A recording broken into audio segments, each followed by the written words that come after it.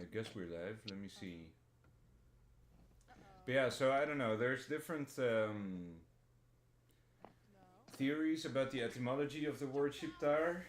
I think one of them was that it comes from Italian, from like the word for rifleman or something. I don't remember what it was. Yeah. Um, and obviously, like the Albanians themselves, they claim it comes from Schiponje, which is the eagle, or Skip is the eagle. Mm. And it's spelled the same way, and obviously they have the double-headed eagle on their flag. So that's kind of the idea behind it.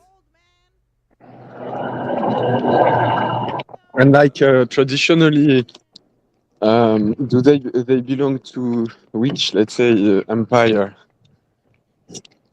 or Well, their fidelity goes to which empire? well, Like, I mean you they were know? mercenaries, so they were kind of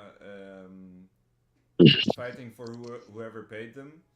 But like so the thing is like Albania is right on the Ignatian Road, which goes through Macedonia from Rome, let's say, over to through Croatia, through Albania, through Macedonia, and then over to Asia Minor, and then connects to Mhm. the Silk Road, right? So they were guarding the Ignatian Road. That's part of the narrative.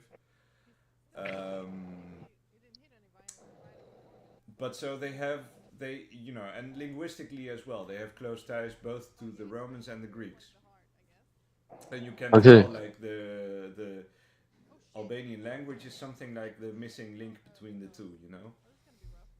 And I mean, like they served the Ottoman Empire, the Austro-Hungarian Empire, The Byzantine, the yeah, all three, Germans. yeah, all of them. Yeah, I mean, Yeah, and I saw well, I'm some not sure about the footage. Germans, but they did serve the Romans and the Byzantines and the Ottoman I Empire. saw, bro. I saw videos, bro, and photos about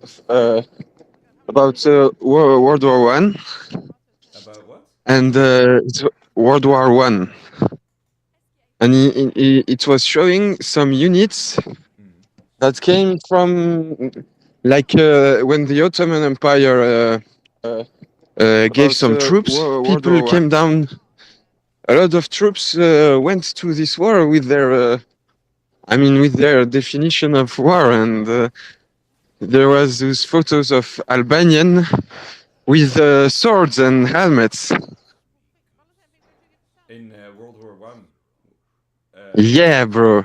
On whose You side? have photo of them with their swords and helmet, bro. Yeah, yeah. And they're like, you're like they come from the straight from the Middle Ages, like down from the mountain, straight from the Middle Ages in the 20th century. Yeah. What battles were those, or like when did that happen, or? I saw some footage, like if you, I'm sure it has to be, it can be found like in World War One photos. Mm. You can see groups, various photos of like groups of 5, 10 guys, all with like looking like medieval fashion. Yeah. Yeah, medieval style. With they had like the thing they put like so you don't get stabbed. Like I forget about Like in English the a word. breastplate, you mean, for the? Yeah, la côte de maille en français. Oh, chainmail. The chain, like Yeah, with the links, with the chains. exactly. Uh, Like they're wearing that chainmail. and Okay. I mean, like World to War not be One was. stabbed. You know, I you mean, like you yeah. wear it. You wear it. It's a clothes, and you don't get stabbed with that. Like I can any sharp weapon cannot. I hope. By the You way, have gloves, like the butcher. They have gloves like yeah, that. chainmail, chain glove. Yeah, I know. Yeah, true. Yeah, Chainmail gloves. yeah, bro. My brother wears And they are chainmail going like, in England. yeah. He goes around wearing And so, wearing knight's armor. okay. I mean, mm, if there's a blackout like in Spain, it can be useful maybe. Yeah, probably, yeah. Like, like you go out searching for some food and no one mess with you, bro. Yeah, exactly, yeah. Well, I Because mean, if I they think a don't have. sword is already like plenty, especially like here in Europe where most people aren't don't have any guns or whatever. Bro, if there's no powder, If there's no power, I mean you have powder, oh powder, or ammos, or people don't have ammos or something. yeah, I mean, you're not attacking someone in an armor, bro. yeah, yeah, exactly, yeah, Especially if he has a sword in his hand, like yeah, he gonna he gonna like hurt you before you do anything. yeah, yeah. So I yeah where are you now, man? On the street or yeah I'm, outside taking taking a for a walk? walk. Yeah, yeah. And, yeah, Albanian. And so, what you are saying about Albanians? Yeah. Mm, um, weren't they French during Napoleon? There were Albanians, there were Arvanites fighting for the French, for Napoleon allegedly. So What was Miaoulis and Albania Mozalis and taken stuff. by? Yeah.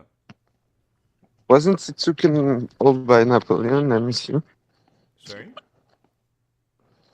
I think Napoleon conquered the territory. No. Oh yeah, yeah, yeah. I remember. Yeah, yeah, yeah. There was we Uh, founded like the kingdom of Illyria or something like that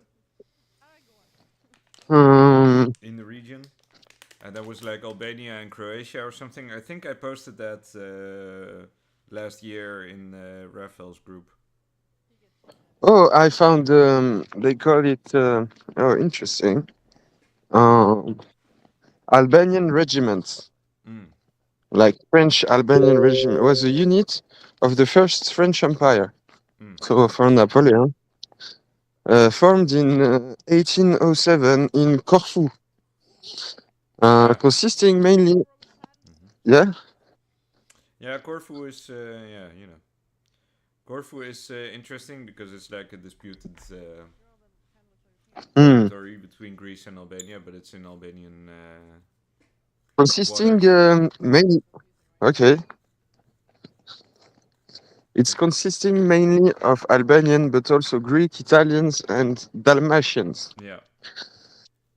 It was commanded by Colonel Jean-Louis Toussaint Minot and served mainly as a defense unit in the French-ruled Ionian Islands.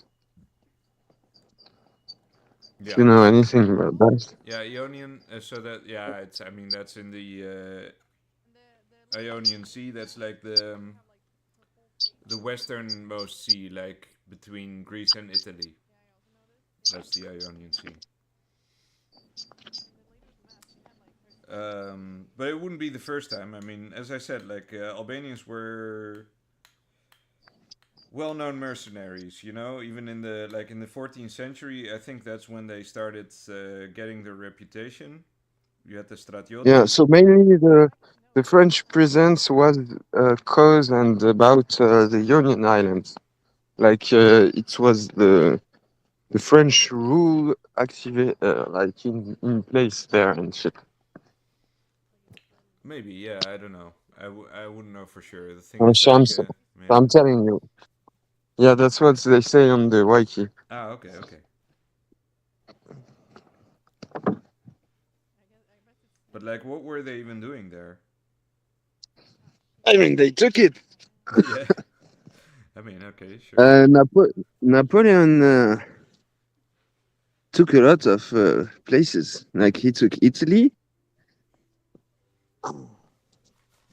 and he was in the Mediterranean Sea, like getting back control of the Mediterranean Sea. You know, he did it with his campaign in Egypt. It was like he took control of the Mediterranean Sea Yeah.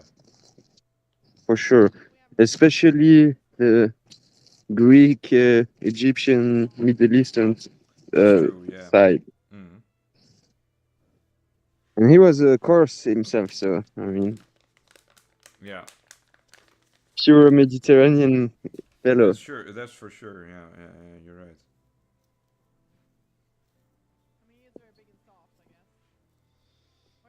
A bit short and with great ambition. That's a Mediterranean. Yeah. Exactly. Yeah. Mediterranean traits. Yeah.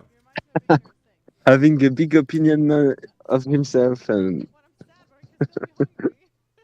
Yeah. Oh wait. Let me just share you on the thing as well. Wait. Where do I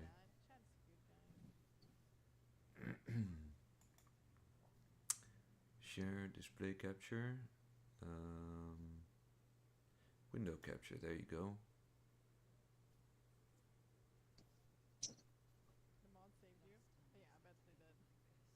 Oh wait, I already have one. Properties. Let me see. Ah, there you go. Yeah, I can put you on the screen as well, so people know you're talking to me. Although they'll have they'll be able to see the encryption emojis from Telegram.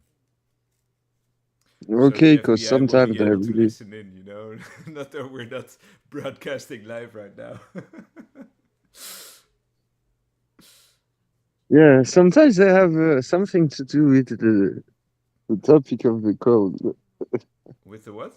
Sometimes the encryption sometimes are really funny, Oh like the yeah, yeah, emoji. yeah. Actually, let me see. I'm not even. Ah, okay. We have like a, a stop sign or like a safety sign, a hospital sign, a box, an umbrella, I Of course. think, underneath the rain, and then like the connection sign or whatever. I don't know if that one's. I don't think that one belongs to the row. I think that's an umbrella, but I'm Yeah. not sure. But yeah, so yeah, So I have you just been? huh? Do you have any particular subject or something you want to Well, I mean, treat? I've been brainwashing myself with Ammon Hillman stuff. Okay, which is I'm definitely some, yeah.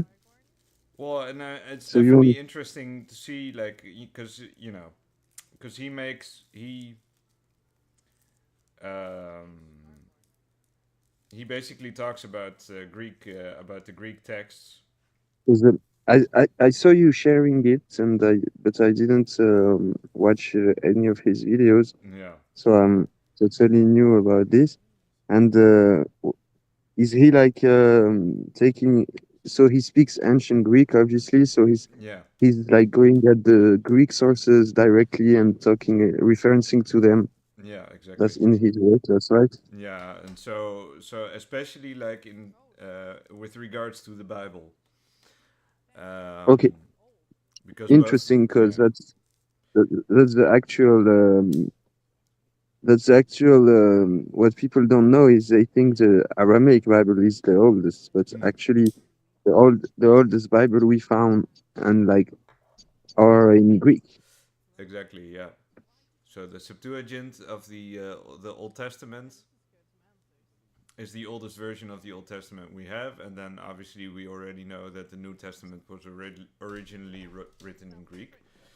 So, Yeah, but he also claims that because it was written in Greek, there's a whole different philosophy behind it that has nothing to do with religious doctrine, and faith-based claims and stuff, and basically nothing to do with miracles and stuff either, because he basically says it's all pharmacology. It's all based on Greek pharmacology, which is like the lexic of the Bible, like hmm, yeah, the terminology, the words used, and the phenomena described. Let's say, and that you know, and that's also and that it's also very, because we already had, you already had sources and you already had claims that Christianity derives from like the Orphic cults and stuff like that, and you had these depictions of Dionysus. I think it was Dionysus crucified like with the donkey's head and stuff like that, and um, that comes from antiquity, from pre-Christian times as well.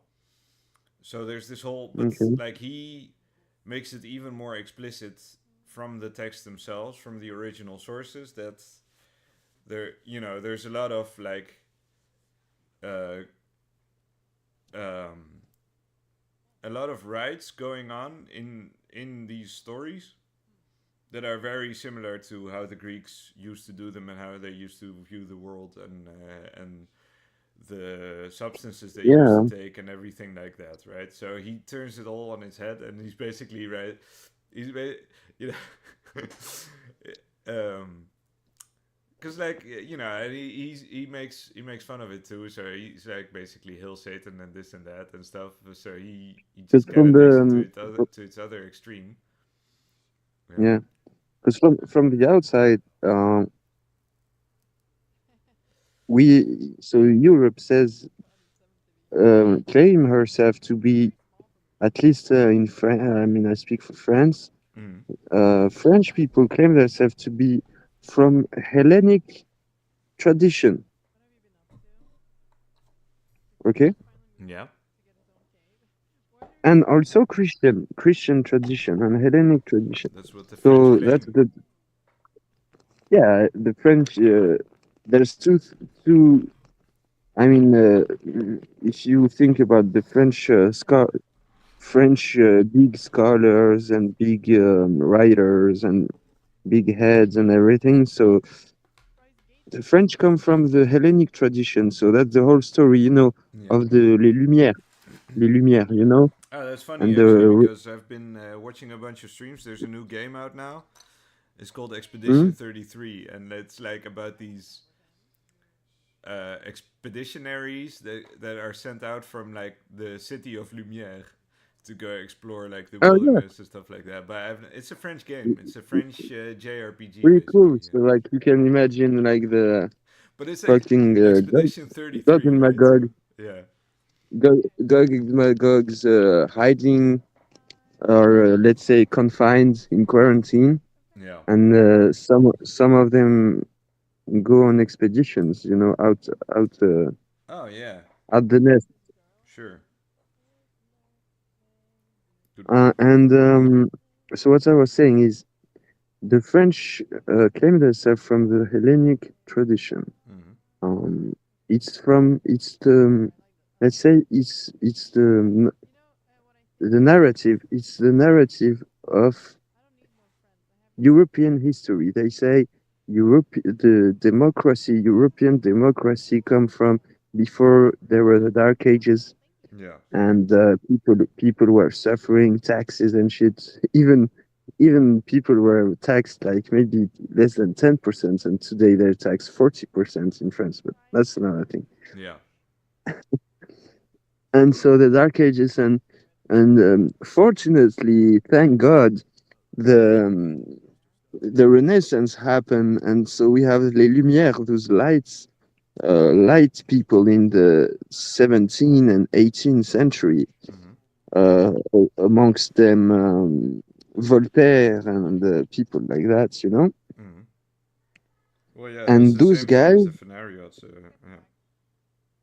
those guys who are called les Lumières, they claim to, they like appropriate the heritage of the Greek, meaning the democracy and the philosophy, and they invented new schools of philosophy, Yeah. interpreting the Greek philosopher as they weren't like cutting the philosophy of the Greek philosopher from the faith of the Greek philosopher. You know, they took just the philosophy part Yeah, and which they is retire probably why God. they failed. Yeah, they retire God from every debate because they were Republicans hating God and everything. Yeah. So they took just the philosophy part, they claim themselves to be from Greek heritage. Actually, if you ask anyone in Europe about philosophy, name me one philosopher, he will name you a Greek one. Yeah, And exactly. Well, I mean, the maybe not big so much anymore. I mean, they might as well name Nietzsche or Rousseau or yeah Sartre. Nietzsche. I don't think he's considered part of the Lumière, but No, he's he's not. from No, the yeah, but he's from that he time, you was know. anti Enlightenment for sure. He was, and it's funny Yeah, too but because he was very much trying because he was a classicist too. He was a classical philologist as well. classicist. Okay, thank you. Yeah, and he Okay, was trying. He was actually trying to revive, in large part, like Greek, the original Greek spirit. But he was already saying that Socrates was basically already like a phenomenon of Greek decadence. okay, Um, which I because he was life negating, right? And from Socrates comes like the Christian um, nihilistic that worldview and stuff like that. That's how he interpreted it. okay. And where I was going is that so the Christian and the European they claim themselves from the Greek. Yeah, They say the Greek heritage, the philosophy, and everything. yeah, And even if you look on the Christian side and not on the Republican side, you also find some Greek roots. yeah, Then, then now we go to a complete other civilization. We go to the Arabs, the Muslims. yeah, Fuck, the Muslim actually there's nothing more Greek than a Muslim scholar of the past. I mean, they were studying Greek as fuck. They were all about the Greek philosopher. yeah, No, I mean, you couldn't be a doctor or do anything if you don't first study the Greek philosophy. And yeah, actually, they put a great contribution. And it's not like I told you about les Lumières. They appropriate themselves the doctrine and everything. mm, What actually did the Muslim is they kept it living and evolving. yeah, exactly. Like they took from where it stopped and they continued the journey with all those consideration and those debates that are in the and the question that are in the by the Greek scholar. And what they done amazingly is how to say They revived it. They yeah they created the Renaissance. exactly and all we know, I mean there's no original Greek any documents. All the Greek thing are known by the Arab works. Yeah. Well, I don't know. I don't. So Well, yeah. I don't know about so I all of can them, show but yeah, certainly lots of important ones. so that's the study I've done like years ago. Mm. So I don't have the references like out of my head and everything.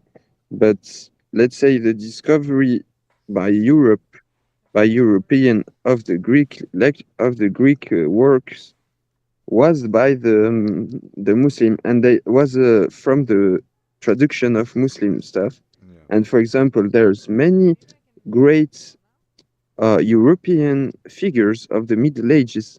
When you look at their biography, they actually went to Spain, or there was like even I forgot the name because they are known guys. You know, for example, they were sold quote to quote sold, but it's a weird story. Cause they were sold to slavery as European in the North Africa. Ah, okay. Then this Dutch guy, or a Dutch guy or a French guy, something like that, Hmm. he's sold Yeah. into slavery, Yeah. supposedly into slavery. But actually, he learned everything how to write, to read, and he became a scholar. Mm. And when he returned to Europe, he basically did mathematics. He basically was a big head, big Big, yeah, scientific, exactly. Mathematician or and whatever. a lot of figures you can find like this, and they were learning about the Greeks and the mathematics and the geometry, Hmm. and yeah, there's definitely something with the Greeks.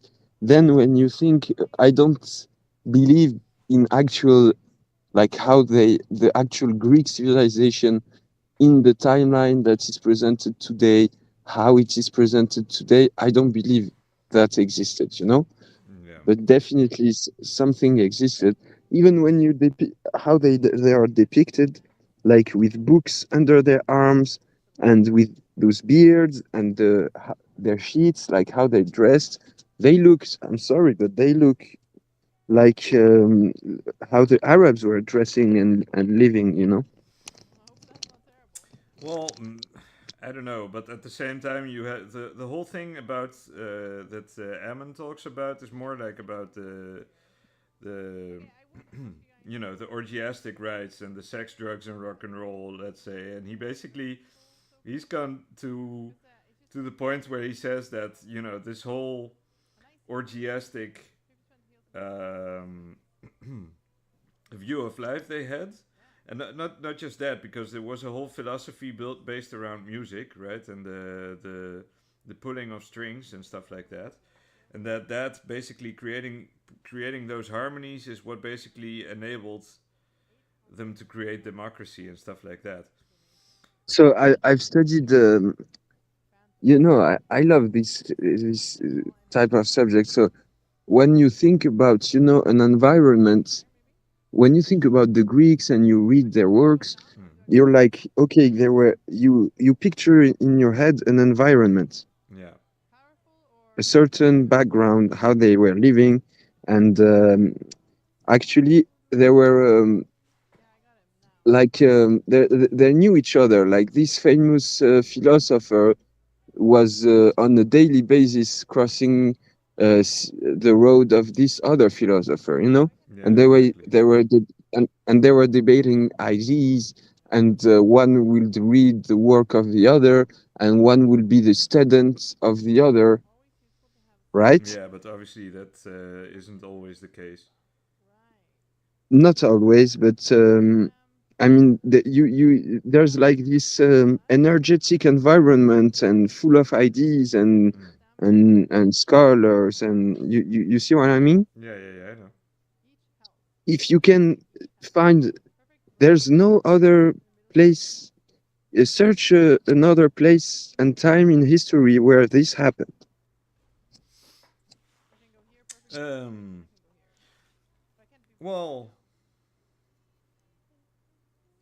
I don't know. So Maybe the there's Renaissance, right? So, or at least that's what they claim about the Renaissance, things like that, and the definitely the Enlightenment. Renaissance in, Yeah. in those big enlightened cities like Paris, London. Mm. That's they were doing those lodges with those guys, and exactly, you're totally right. And between that and the actual Greek, the same environment was e- Was being existed cultivated. Yeah. in Spain. Mm. The different Maimonides. Did you Yeah. know Yeah. Yeah. Exactly. Maimonides? Yeah. Yeah. And the biggest guy, he was going out with the Averroes, the guy who invented algebra, Yeah. the Muslim guy, you know, Yeah. and stuff like that. They were going out together and sharing ideas, and so there's a lot of parallels you can make between the twos. And also, when you think about Spain, is actually the same political background that was in the Greek, because it was small cities, small city states. Yeah. Each city is a state. It's the period we call it in Spain of the Arab taifas, Yeah. meaning little. Each like Granada was a city state, and the other city next to it was also a city state, and yeah, and everyone was trying to attract the best scholars and the and having the scholars in their sides and everything. So it's like Athens and Sparta, and Hmm. Well, yeah, but I mean that's still a big part. I mean, I think because the thing is, culture is power too, right? So, and I mean, I think other places were trying to do that as well. Maybe not always succeeding, but like for example, that's how you get like university cities and stuff like that. For example, right? So you have them. You have them anywhere. You have Louvain in Belgium. You have, and I mean, those are later inventions, and maybe those were introduced with the Enlightenment era. Then I mean, um, or like Rome or whatever, where they tried to, I guess, cultivate these places and go after like the the smartest intellectuals and stuff to promote their city as like a place of learning, right? But like but I wonder like in how far this there needs to be like some sort of milieu to kind of yeah. facilitate that, or if that happens spontaneously, because the thing is like No, it I've helps. been to similar places, like even in Holland, right? And Holland, I never had Holland in very high regard in terms of intellectual. Um, Even though it's a nice place and there's plenty of interesting people there and plenty of intelligent people as well. I mean, Holland is one of the biggest artificial countries ever created, and that's kind of an achievement of its own. Like the kind of technology they needed to create all these dams to protect the country from the sea and everything Yeah, is I mind-boggling. actually Is incredible. Like, impressive. Yeah, impressive. Yeah, it's a whole country on swamps, on water like that. yeah, yeah, and they And built it all. Like they create they by creating dams, they just created new land for people to live on, yeah, yeah, yeah, and yeah. they created artificial islands, and they're still making They're them. like They're still making new ones. they're like they're like beavers. Yeah, it's wild. It's like, but like even so, but like you have, I've been to like gatherings and get-togethers with people who were from who had like university degrees and stuff and had interesting ideas, and they were asking me about mine because I was studying philosophy and stuff like that, and and having these talks with people, um and it's like, aren't people just kind of inclined to want to do that kind of thing anyway? Or is it something cultural? So what I think is the because you asked the question, how the this type of milieu, if it's something that is said in English, happens. It's from the power. Obvious answer. Yeah, So, for example, um, the art and the French finesse and French luxury just came from the king. yeah, exactly. The king was wanting the best, was wanting the best stuff, and was promoting the best workers, and was giving the money, for it. Mm. And he promoted the French finesse, French art, and exported it everywhere. Yeah. I mean, it exports itself because people were copying, Yeah. because they were liking it. Mm. And so that's how, like, if you think about the Frenchies with the king, the king is from the king's will. When you think about Dar al Hikmah, Yeah, Dar but al at the same Hikmah, time, as I said, like, so for example, in ancient Greece, the whole point of democracy and the whole point of like this whole both like the orgiastic rites and the whole culture around theater and everything was basically the facilitation of freedom and the destruction of tyranny, right? So the whole the so basically like theater, entertainment, and everything like that was basically checks and balances against power. And Yeah, we could. so if you had like You a made me powerful think. person, he would be mocked publicly, or Yeah, not you made me think powerful, but about. like a person who was like, you know, um, because there's nothing wrong Modi- with power as such, right? But there's something wrong when you start misusing it, and so that's the point, right? So yeah, if you have an arrogant person or a person who's impure, yeah. let's say. So Molière is very known for that. Yeah, exactly. And obviously, so the thing is, but the problem is that entertainment became entertainment at some point. So Yeah, it became base, and it became like basically Brandon Circus, right? yeah. You can see And it that's in the one. how tyranny came to rise again, you know. And that's Yeah, probably that's stuck also a now. thing in. That's what Ammon says at least. Okay, that's something. Yeah. That's why we have tyrannies Um, now. Let's say. I don't know. I mean, it's like for like today. How science will. For me, this environment comes when. For example, today it will require a king or a ruler of a country, a president, Yeah. which will any country, like it can be a weak country, but he will declare, he will make rules to attract intelligent people. And how you do that? He will just break some actual rule, go against the natural order.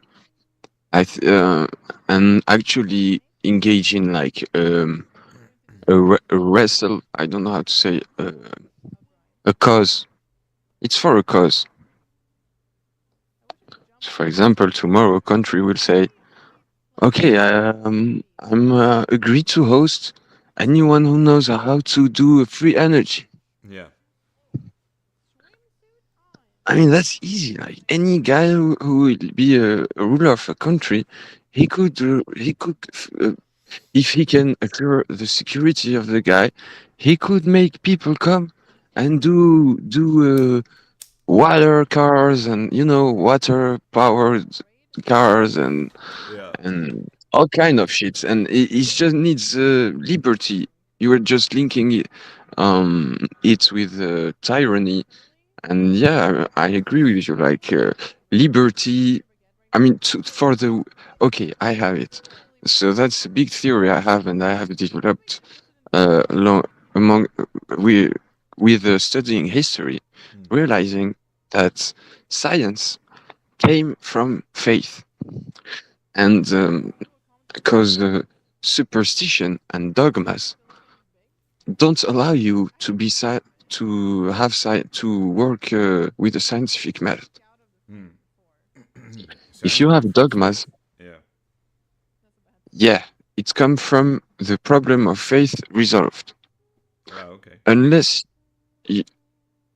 why? Because anyone, like even a nation, it's not faith in the only the religious sense, but where you have a nation, they have faith in the nation, faith in the history of the nation, Yeah. faith in the ruler. It's a set of dogmas that we agree to believe in. Yeah. And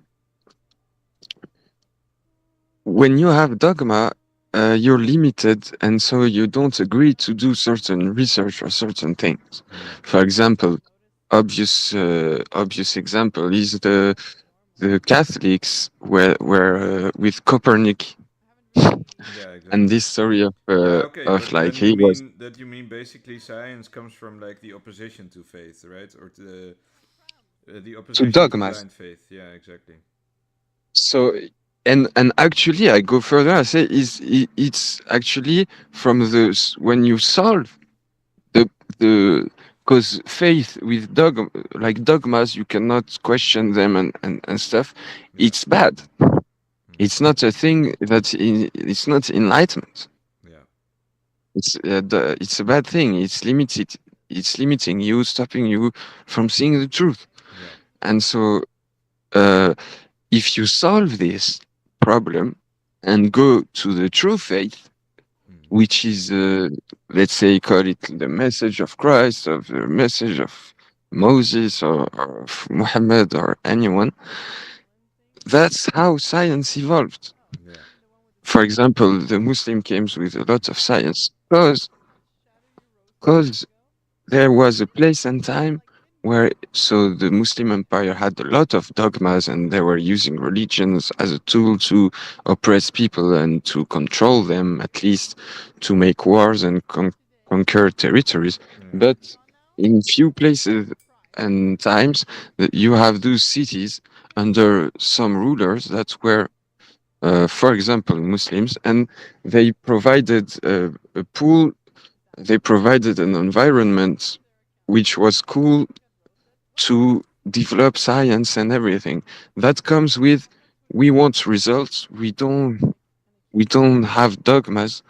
Yeah. There's nothing you can do whatever. It's not gonna question God or anything.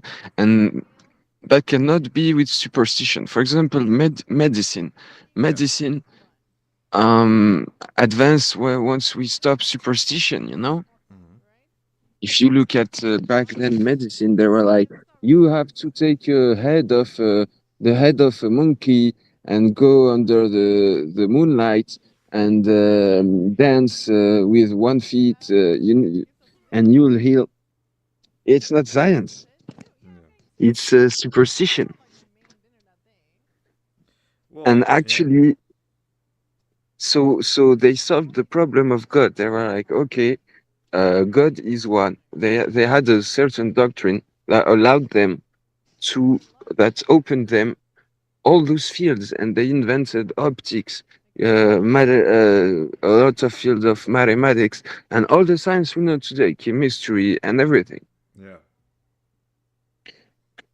And what I'm saying is how they developed those sciences, how they came with science and science principles, is because they didn't have preconceived ideas. They were just searching to know the creation. Well, yeah, that's the claim, of course, for sure. They were searching to know the creation, believing the creation is perfect, and they weren't like um. It's as an example. Yeah, how can I explain? It's like whatever I found, I found. Yeah. And and you can this is something very strangers to us because, for example, you can see some places Jews and Muslims and were intermarrying, living in the same houses, same cities, exchanging as brothers, and at no point they were fighting or whatever. Yeah. That means they had a common set of beliefs that they were sharing. Yeah, for sure. Yeah. But I mean, I don't. Well, yeah.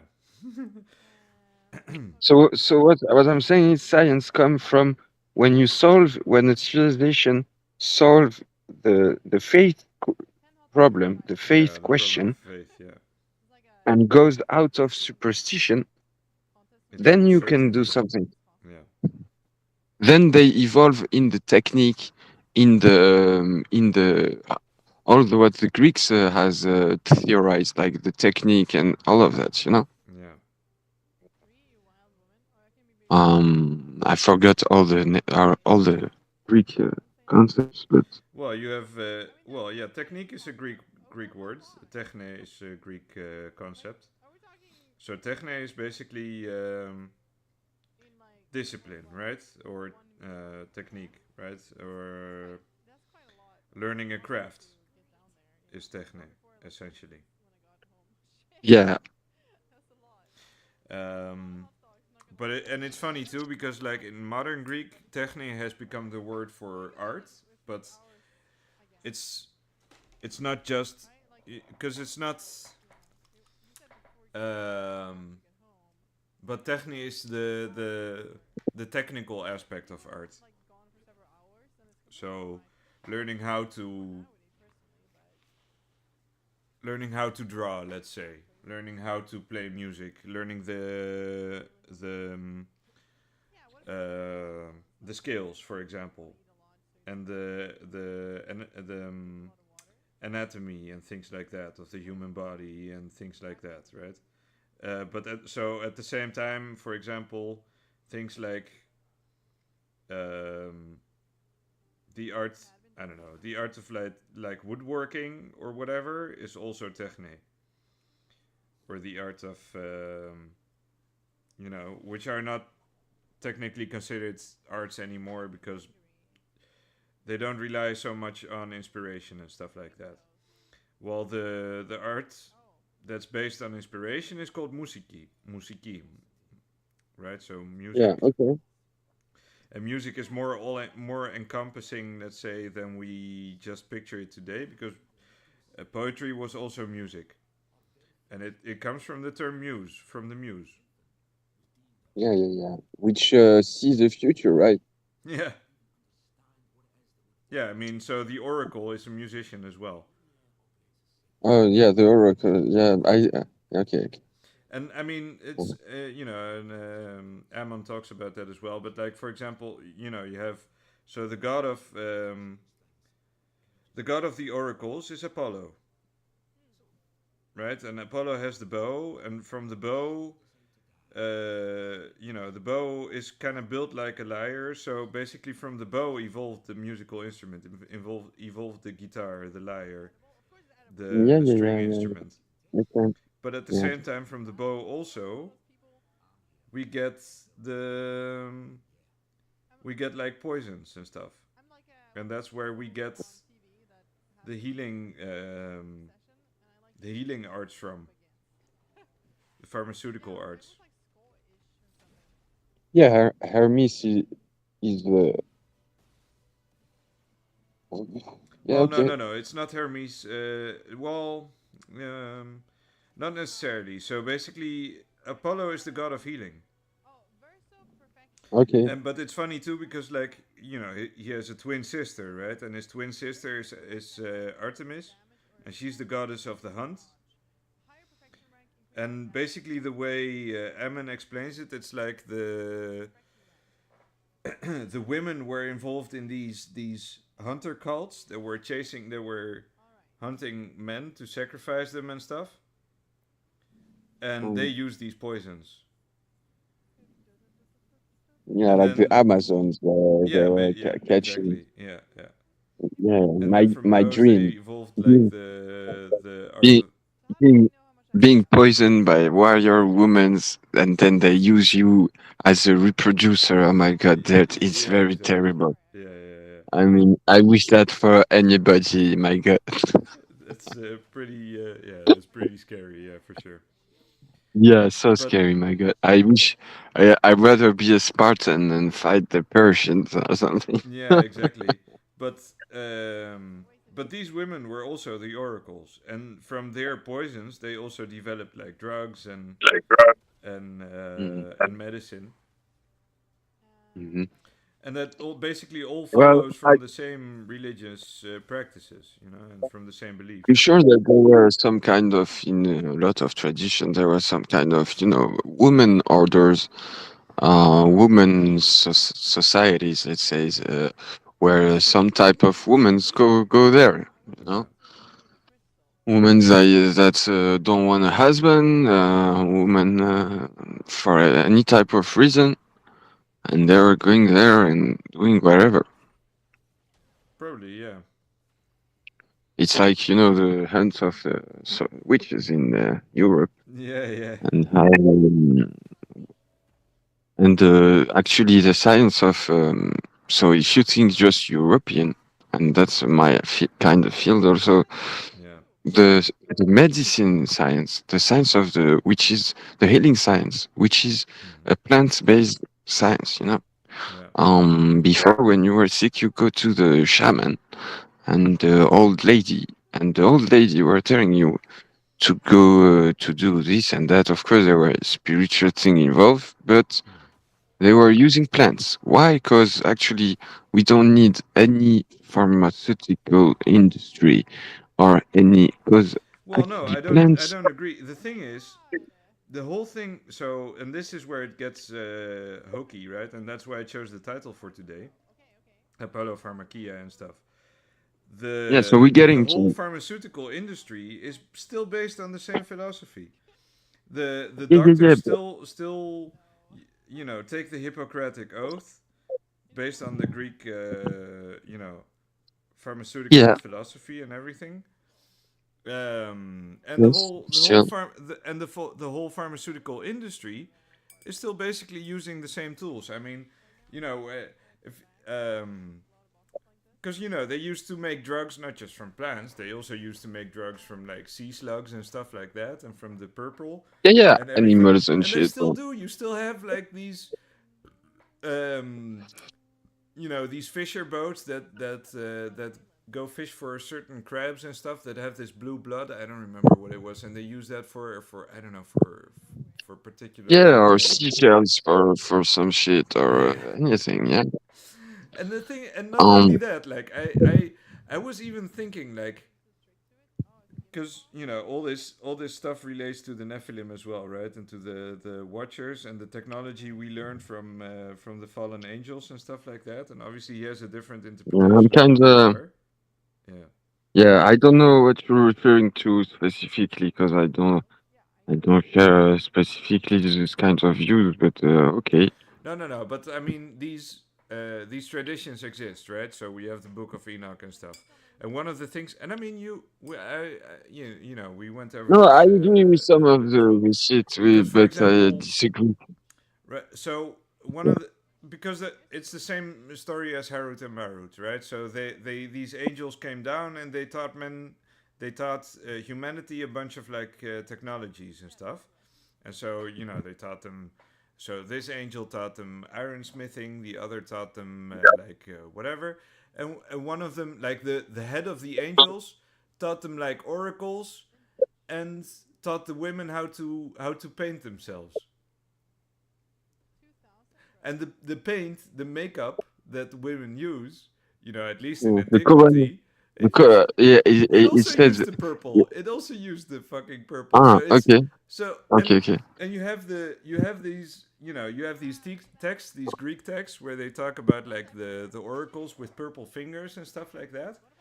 And nowadays still we have women with who paint their nails and they have like all these colors, and usually it's like pink or purple or red, obviously, but it's obviously it's a type of paint, and they put it on their lips and stuff. Who's to say there's no what? Who's to say there's no fucking drugs in all these substances, right? Yeah, That they they made wear from every day. fucking whales grease and shit and whales body Yeah, parts. exactly, stuff like that. Yeah, Uh, whales glands and shit. and I even Uh, and you even have like and babies, babies aborted baby foreskins. parts. Yeah, yeah, They exactly. literally made from dick. They literally put dick on their lips. Yeah, exactly. It's crazy, man. Uh, and yeah, I know interesting.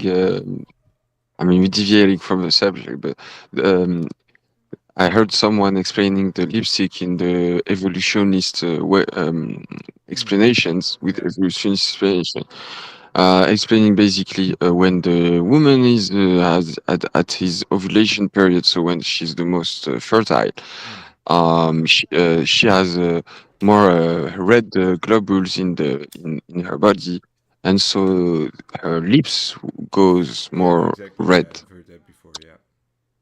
And so when and so it tickles your brain, when they put leaks, Mm. red lips, it's a message for the men, like we are baboons, and the baboon brain get it like, okay, she's fertile. Yeah, exactly. Yeah. Same with like ass and like big ass and big breast and everything Yeah. is because it's for the baby, you know? Mm. It's the grease for the baby. Yeah. The big ass is because she'll be able, she has wide hips, so she'll be able to give birth with no problem, you know, Yeah. Exactly. with less complication. And the breasts are for the baby, so she'll milk good for the baby Yeah. and Exactly. stuff like that. And we search like not even big breasts, but they have to be firm and shit. The firm is an indication that it's gonna milk well, Yeah. and that's all, you know. And I mean, and there's something to that, all these obviously. Yeah. I mean, explanation it's not like that's entirely wrong. I think.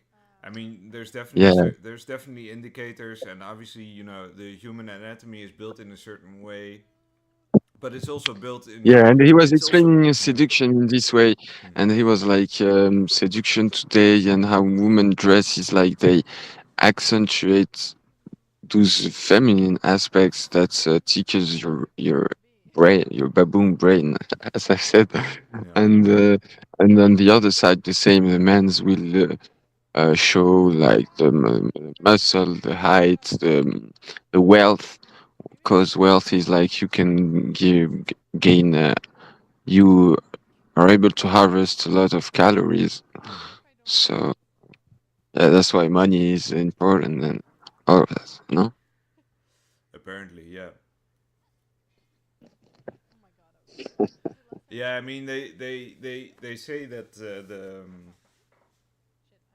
like in the Renaissance or like earlier, the beauty standards were different, and women were depicted fat because that's a sign of how do you Well, say? yeah, Yeah, I think this is a cover, yeah, like a bad attempt to explain why the woman look like this in the paintings. mm. So While what? me, when I look all those women's and those men's also, I mean, they look weirdly sex. They look weird. Mm, La Joconde is kind of a woman like this, mm, and she has weird anatomy. Uh, so some people explain they're giants. It's yeah, an anatomy. If we were like very bigger, we will have this kind of anatomy.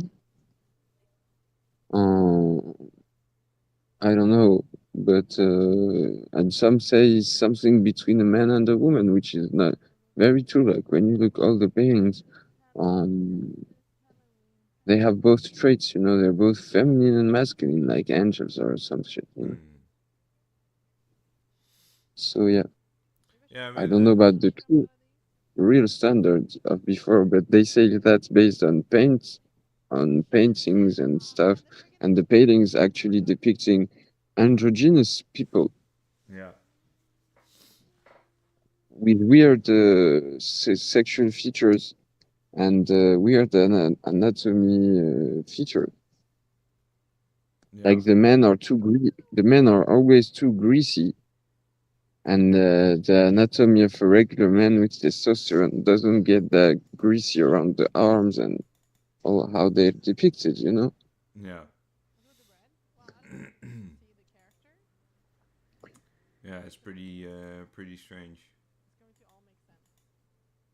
Wait, what? Yeah, and for how tomorrow that was funny because you were explaining me how they were painting the woman, teaching to paint the woman, and that was a big aspect and shit. And in the Quran, it's saying that they were taught the science to separate that can separate a wife from her husband. Oh, really? That's what the Quran Yeah, says. They taught them. yeah. They were taught to the science of how separate a wife from her husband. Well, that yeah, I mean that totally relates to the whole thing for sure. Where can I find it Well, on? yeah, Yeah, go ahead. But yeah, so yeah, it's interesting this Halton Hillman review you're doing Yeah. today. I'm not really convinced. Like just how I mean, I didn't listen to him, but I mean, yeah, I don't know. Like, I don't know if I. The thing is, like, he seems to refer too much on questionable sources and too old sources. no, Um, I don't think the sources are questionable as such. No, no, no. I don't think that's the. But the thing is, like, so I don't know if I agree with the conclusions he draws from it. And the thing is, like, well, or even that I agree with. But the thing is, like, he kind of proves my suspicion with Greek because I think Greek is the real language of Babylon, right? It's actually the real language of the Phoenicians and of the the Hierophants yeah, and all that and stuff. actually, in that sense, there's no Egyptians. Like all these bullshit about the Egyptian Yeah, being for the sure. wisdom and Enoch and all that shit. Mm. Actually, this is Greek. Mm. The hieroglyph, or this is the, in that sense, it's the Babylon story. Yeah, exactly. So, um, And that makes me kind of worried because because it's very important to understand how, yeah. because Egypt, all the Egyptian shit, and that's one thing I can prove. Like, I mean, we can do a show. I'll show you everything, the proofs that Egyptology is a totally invented science Mm. from the 19th century. Yeah. Totally invented, Mm. totally from scratch. There's nothing true into it, but it refers to something, to another. See, they created the fake thing, Yeah.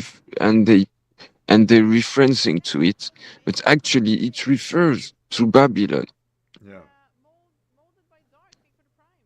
and it was not in Egypt. It wasn't there, but they invented this whole civilization to create like you know, like they have to hide Babylon, so they have to create a fake one.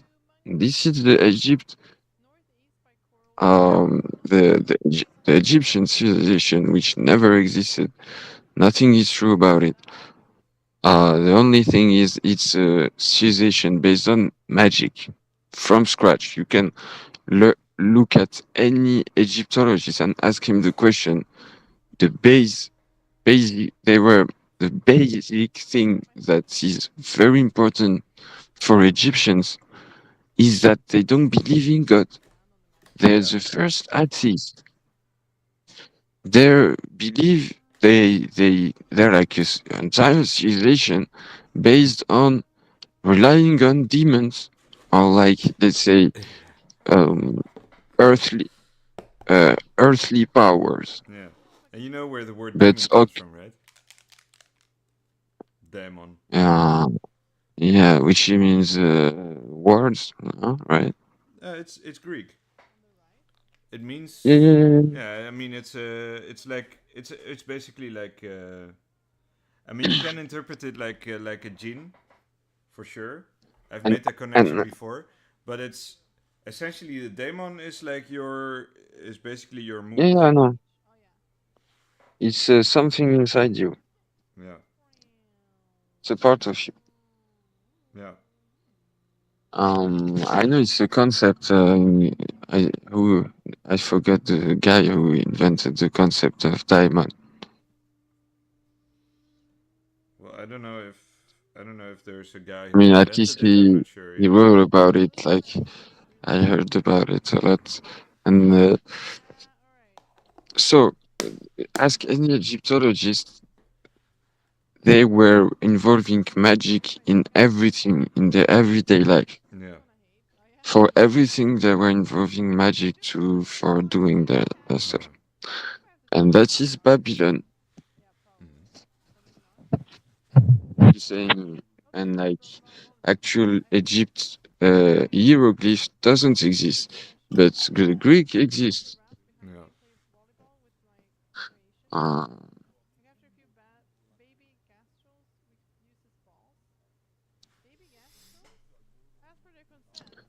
But yeah, So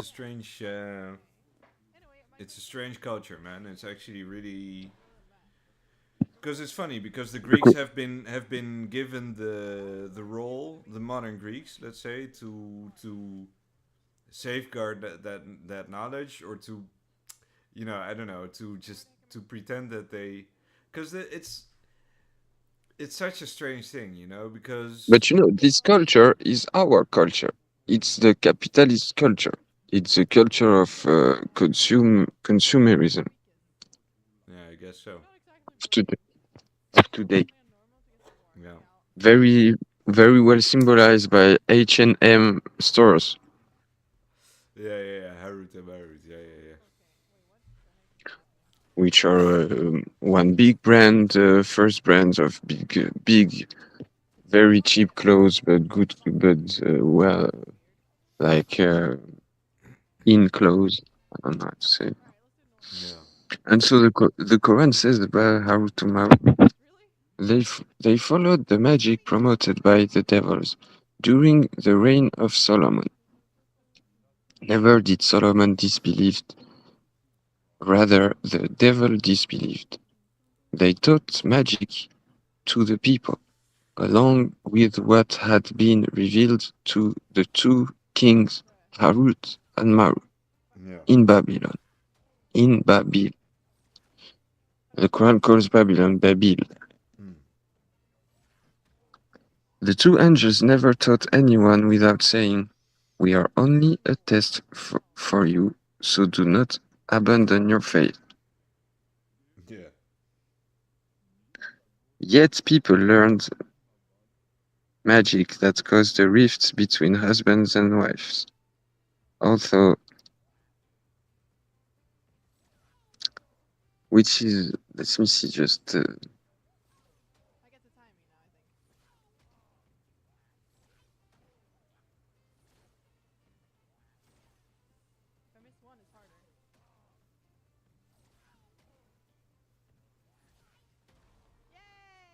Well, it's interesting how that's such an important part of it. It caused the rift between husbands and wives. yeah, I'm trying to find like the Arabic because if it's involve a particular term, which is the zawj, which will mean that it's can be interpreted as we as well. Okay, so yeah, so it can be also interpreted on the highest level, which means because azwaj refers to a wife, but mostly it's a peer, your pair, a pair. Like you Mm. shoes, you Oh, have a okay, pair yeah. of shoes, Mm-hmm. and so it's your pair, but your inner pair. It's not nothing to do about someone else. Yeah. It causes the so it's not just husband and wife. It causes basically a rift between opposites. Like basically, it causes division, right? Between you and your pair. Yeah. Um, and your pair is very. It's like So, for example, that's how I understood.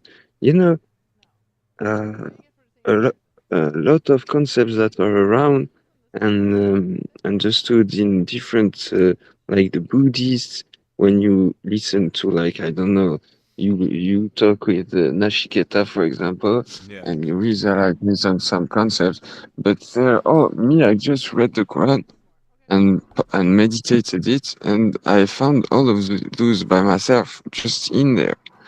Mm. For example, just because I tried to read it as it is.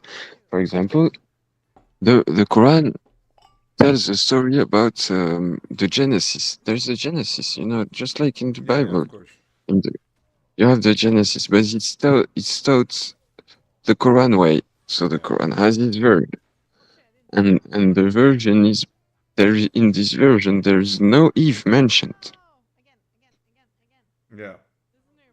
That's a very But the thing is, important part. yeah, that's pretty funny actually because um, Ammon has a similar kind of interesting take on the Genesis in the Greek Bible, and he basically says I'm not exactly sure what it was again, but he basically says that God created Adam, and then they went looking for a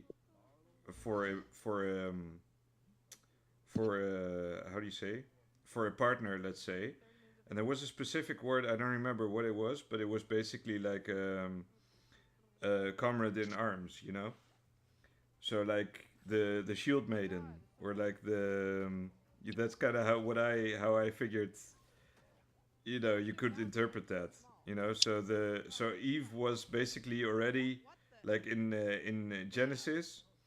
Iwa was basically, that's how he calls her, was basically an Amazon that was doing her own thing, and they just kind of found her, and just kind of, I don't know, took her So with them or whatever.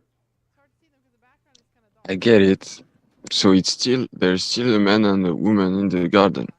Yeah, yeah, yeah. There is, but it's a because he doesn't believe it's about the creation of man. Basically, it's more like a different story altogether, But right, which ties what I'm ties saying back to into you, the Amazons and everything. Yeah, what I'm saying here is in the Quran there's no Eve. I know.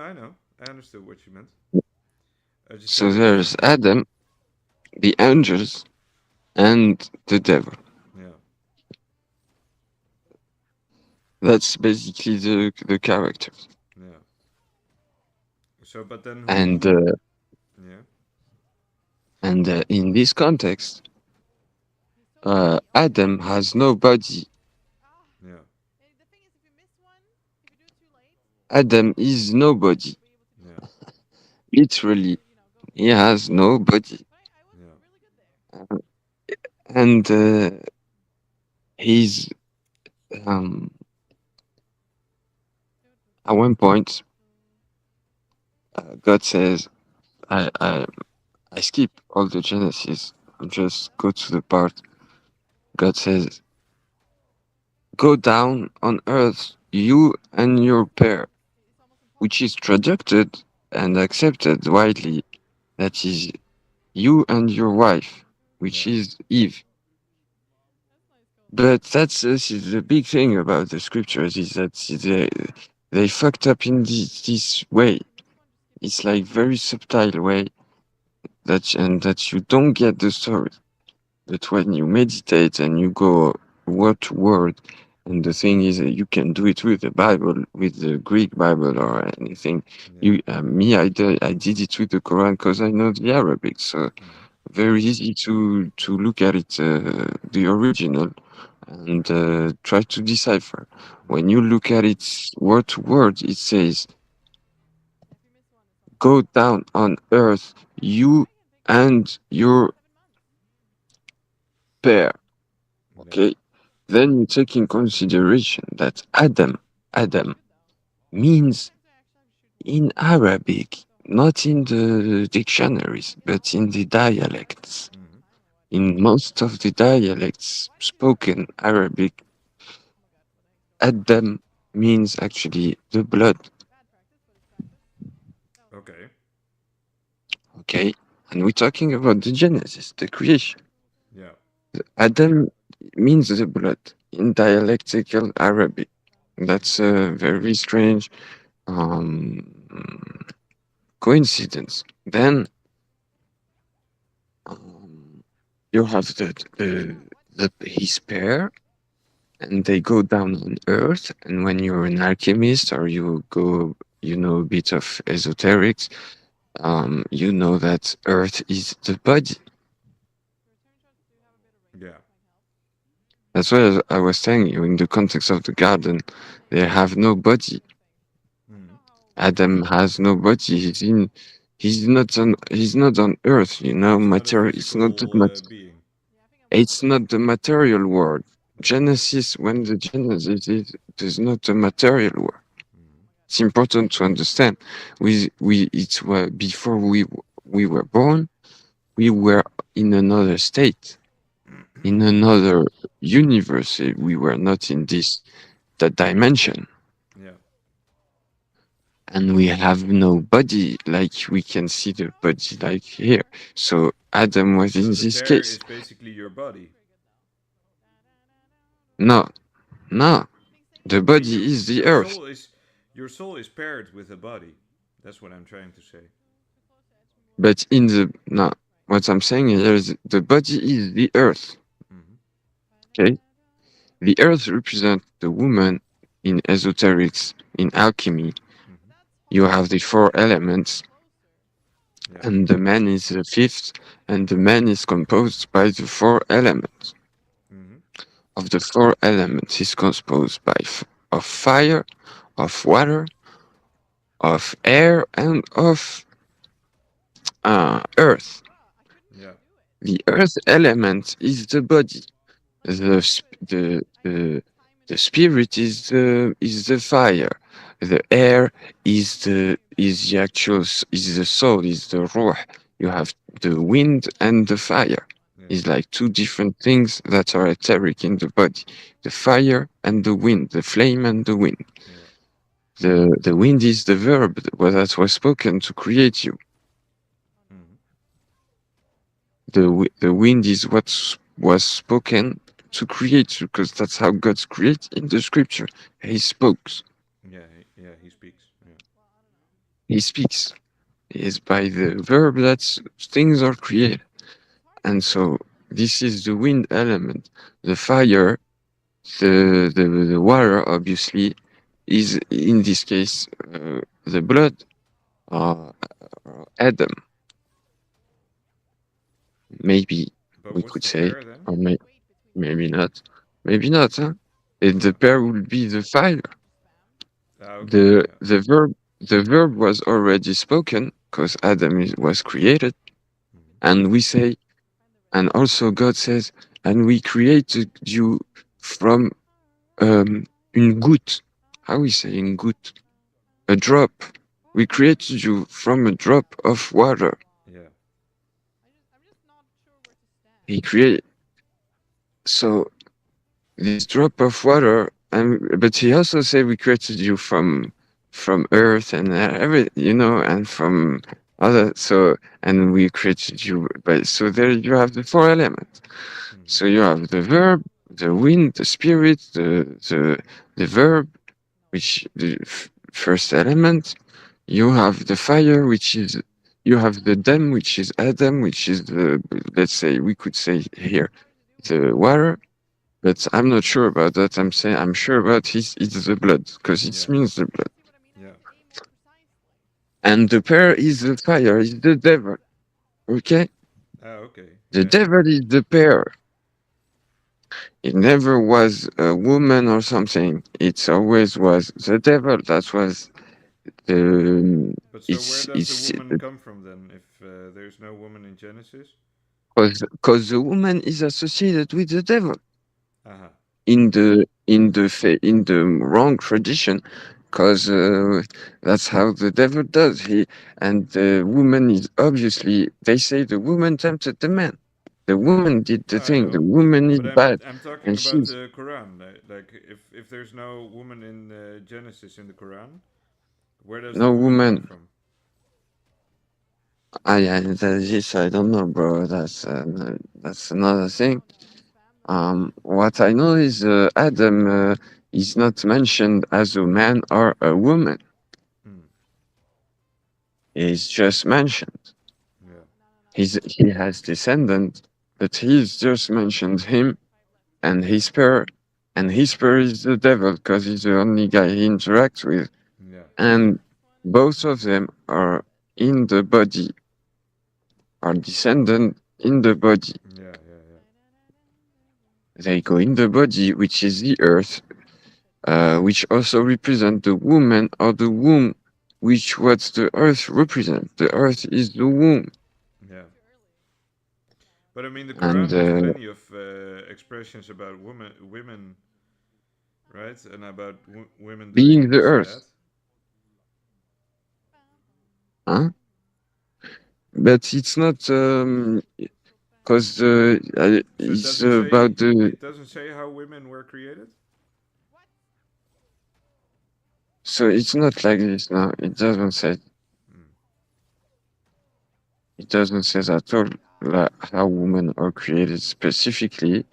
Um, and it's because a man is a woman. I mean, I'm not sure about if you get that, but Adam is the first man. Is just the first man. He's not. He doesn't have.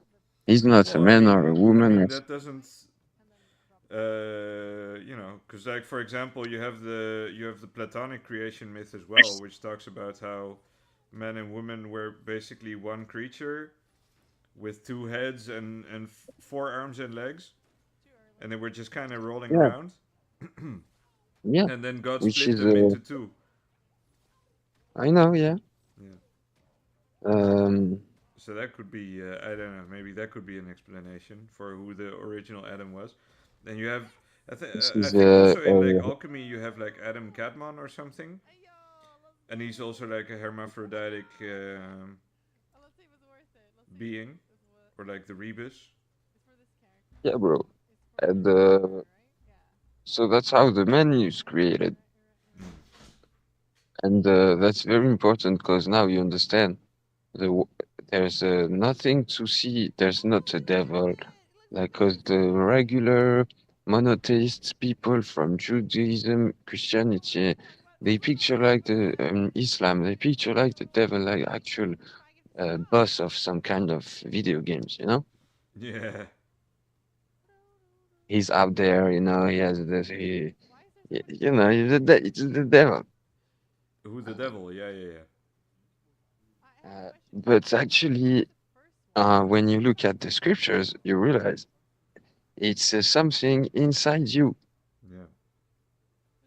and it's that's the whole alchemy explained with the dragon, the whole allegory of the dragon, Yeah, and yeah. how the dragon has to be dealt with. You know? But that also opens up the way for the scripture to be pharmaceutically based and stuff, and the way to communicate with this part of yourself is through drugs and stuff like that. Yeah, and that's also explains something like we are connected to a double to something that is us and that is not here. You know? Yeah. Or like we have a part of us that is we're not entirely what we are, and the part of us is lost in the fucking sky or something, you know? Mm. It's like so, but very important. The thing that the notion that all of this devilish thing, it's all inside. You have both sides inside you, Yeah. and you have to understand that to be able to grow spiritually Mm. and make peace with the devil and like and start to talk with him and be friend, Yeah. but never collaborate. Be friend, but never collaborate. You know, Well, you'd I mean, never pact with him. you gotta be able to control it. You gotta be able to, you know, because Yeah, no, I mean it's the same thing. I don't know, like Jung and stuff are saying about the subconscious and stuff like that. You know, yeah. like the subconscious is basically the powerhouse of the soul, right? You So have to you have everything to you making believe him everything you believe, your subconscious will realize for will materialize for you. But like you have to well. find Well, the opposite. find Everything that is inscripted deeply in the subconscious. that's what I Um, mean. Yeah, yeah, yeah. So yeah, basically, our with our in our everyday life, we're basically programming our subconscious to create the world we want to see, but like we are often misled by the things we believe, right? So we often program totally, our subconscious incorrectly. totally. And the whole point of the scripture And and look, of these so practices and you everything is to re to if you've gone too far in in the wrong direction, to reprogram your perception, let's say, to or to reset your perception to reprogram your subconscious. So you said the best way is to have no belief. No, I don't. No, I don't think that's. Belief but if belief is restricted, is restricting you. No, but I don't believe. I don't. I don't. No, no, no. I didn't say you have the best way is to have no belief. So let What me the? say, if What? belief, let me explain. If beliefs are like veils that's in front of you, that's what the Christ mean, because Christ it means, and the Grail, the whole analogy with the Grail Mm-hmm. is like you be able to, like to be transparent, like a mirror, Yeah. like a crystal. Like the light goes through you, like a window, very well clean. You know, very clean window Yeah. that you can't even see it. So you let the light go all through, Maybe. Yeah. which is the process, the alchemical process, and you have to make travel and the whole spirituality have that is you have to make travel your dragon from the bottom to the top,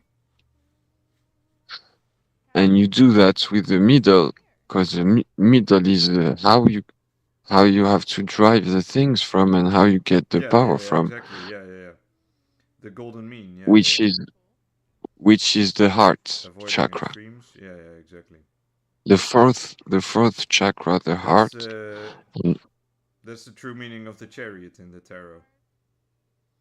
okay, And it's funny too because okay, like Plato used an exact same analogy about about the chariot, right? So the charioteer has like he has two horses, and one is obedient and the other is unruly.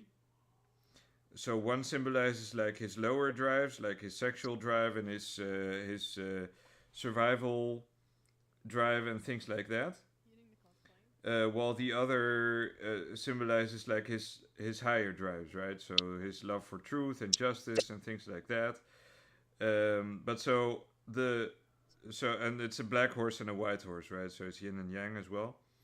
So the black horse is basically is stronger and he's pulling the cart in one direction. But so what the charioteer needs to do is to train the white horse, so train his higher drives to pull the black horse in the correct direction, right? So and what that basically means is to cultivate your higher desires, which are basically civil, civilized desires, right?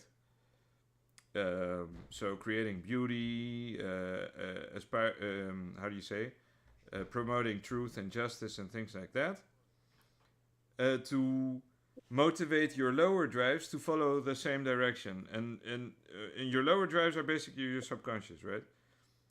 So and that's kind of what you need to do, and that's what yeah. the chariot And symbolizes so in the tarot. and that's the whole thing in the religion and the alchemical process of transmuting. I always forgot the name of le Yeah, plomb. You know, lead the into gold. Yeah, yeah, yeah. lead into Base gold. metals. Um, and go, but you don't actually in alchemy. You learn very fast that you don't actually transform lead into gold. Yeah, You transform lead into uh, mercury into this, and you have those processes, those steps until you obtain gold, you know? yeah, exactly. And you go through all the mirrors, all the planets, all the chakras, and so it has. And what I'm saying is the secret of the scriptures is telling you it has to come from the heart. At least the Quran explains that Yeah, and talk a lot about the heart and explain it has to come from the heart. And the heart is the main tool, the main is like the sword of justice is your heart. And like the you have to, it is the best power to drive your dragon from the lower chakra and to make it go all the way up yeah, to the top and once it's to the top, so you don't get, so you don't become a fucking asshole, because now you're in the top and you think you're at the top, or and you're better than anyone or some Yeah, shit. exactly. The heart has to be still the main driver and the main decisioner, or the master, you know. Yeah. And so it has to come from the heart, because the heart is lower, and he's gonna get you also back lower from the top to the bottom. But now you know it's okay, and it gives you the middle, and that's how they say Islam is a religion of the middle. It's a famous hadith, very famous hadith about the from the Prophet, Mm. and it's the heart. And so the Quran says, um, uh, blessed, blessed will be the one who has traveled from masjid, the mosque of the sacred mosque. Mm. Blessed be the one who have traveled from the sacred mosque to the highest mosque Mm. in one night. Interesting. Okay? So the sacred mosque is the heart. Now, the sacred mosque is the Ah, sacrum, okay. the coccyx. Yeah, yeah, yeah. Okay? The sacred part, the part that is haram, the haram part. Masjid al Haram. What is the haram part of the body? Everyone, It's the every genitalia. American can answer. It's the genitalia. Uh-huh. Of course. Uh, It's the genitals, or yeah, of course. The sacrum, yeah, yeah, and exactly. masjid, mosque means uh, a place where you can sit, Mm. a station. Okay? Yeah. Uh, that's what the word masjid means, because the root word is asjad, which means to sit. Mm. Masjid, a place to sit. Yeah. So he who goes Okay? from the genitals to the heart, right? No, to the highest. So the highest Ah, chakra, okay. To the aksa, okay, yeah, yeah, yeah. through So the that's basically axis. The tantra. axis. That's basically through the spinal cord. Yeah. If you look into the history of Sufism, Tantra come from Sufism, because Mm. actually Tantra come from India, Sufi order. Yeah. I mean, it's you can look it up, and the Sufi order in India are into Tantra, Hmm. like a lot, Interesting. and yeah. You have all kind of stuff about Tantrism, Sufism, and Tantrism. Yeah. They were a lot into that, yeah, especially around the 11th, 12th century. Yeah. I mean, that's. I think that's a lot. That's very related to the ancient Greek cults and stuff as Um, well. To be honest, I think that's very closely related. Because that's also very okay. much with about sexual rights and stuff like that, and using drugs to get into communion with the divine and things like that. Mm-hmm.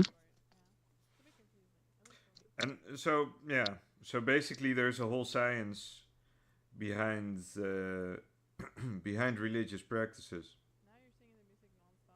that Yeah. have now been sterilized, you know, by the church and by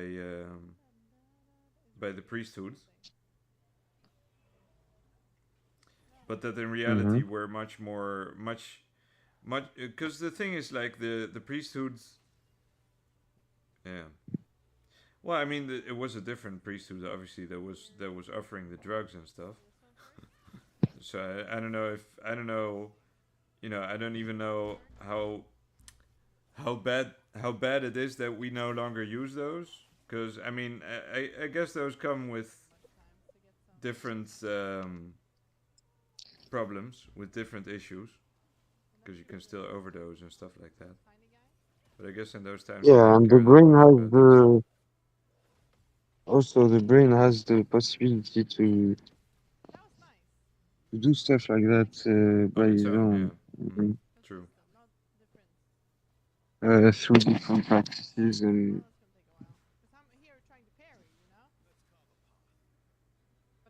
but it has to be earned. It's like steroids, you know. Sorry. It's kind of in a way steroids for spirituality, Yeah, you know. exactly. Yeah, exactly. You Yeah. get very high, but you go very down also after, Yeah. and it's very fast too. It's maybe too fast. Um, you know, a lot of guys they just got into the sport. They just starting going at the gym. They don't even know the fucking exercise and shit, and No. they don't even And they train might. well. Yeah, They exactly. And they they might. might take steroids, but they don't. It's actually dumb. You should first at least approaching your natural limitation. And Mhm. once you arrive there and you're very trained, then maybe Then you you can can use start. some steroids and you could have the full gain and profit of it because now you're well trained and you're gonna Well, use them, maybe you know, very well. it's not even about the steroids, right? A lot of people like overtrain and don't know how to handle, all the they don't know their limits, right? So even just in the training alone and just overworking yourself, even though and not giving your muscles like the time to recoup, Yeah, for example, can give can a already be lot a of problem, problem. you know? They have joint problems because they overtrain, Yeah, but they don't. exactly. They haven't let the time for the joints to adapt, Yeah, and so the joint take all this trauma, and he's not used to, and he don't have the time to like adapt, and so it causes problems. And yeah, yeah, and for the Greek thing, if we go to the Greek back, I wanted to say that I was really surprised, and my interest went because I was like a recentist guy, which I still is, and so those kind of languages, I see them very badly. All the dead languages, quote yeah. to quote, because I have my opinion on those Well, I know. non-spoken languages and Yeah, all. No, exactly. let me finish. Let me finish. I'm just saying, and when I look into a lot of my studies into recentism and languages and everything, actually that's where the Greek came into my interest because so what I found out is the abjadic nature of the of some alphabets, Yeah. and I found out the system of abjad, and so I was already accoutumate to the Arabic letters, but as they are presented today, but Yeah. the abjadic system just present them in another order. It's like A, B, C, D, E, F, G, but in the abjadic order, it's a different order than A, B, C to Z, Mm-hmm. Which is? I think you've told me before, but which I don't remember exactly. which is so the first letter are abjad, Yeah. and So so which letters are uh, those? So A, B, A, G. B, G, D. It's like Like in alpha, Greek. Yeah, beta, exactly. Yeah. like in Greek, like in French, like in Aramaic, like in Hebrew.